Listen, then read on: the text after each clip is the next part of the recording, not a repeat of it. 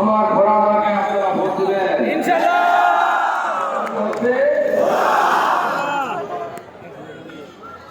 অনেক লড়াই পার করে আসছি, আমি এই পর্যায়ে এসেছি।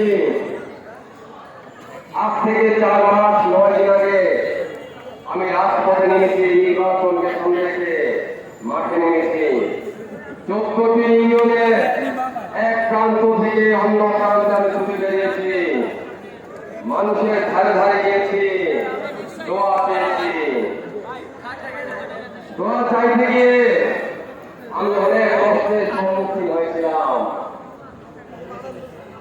60-70 বছর 80 বছরে বৃদ্ধরা আমাকে জিজ্ঞাসা করেছে, বাবা তুমি কি শেষ পর্যন্ত থাকবে, তুমি কি শেষ পর্যন্ত নির্বাচন করবে? আমি বলেছি আমি আপনার কাছে এসেছি দোয়া চাইতে, আর আপনি আমাকে বলেছেন আমি নির্বাচন করবো। তাহলে আপনি আমাকে কথা দিন, আমি যদি নির্বাচন করি তাহলে আপনি আমার পাশে থাকবেন কিনা? মানুষ আমাকে কথা দিয়েছে, তুমি যদি শেষ পর্যন্ত থাকো তোমার নির্বাচন আমরা করে দেব।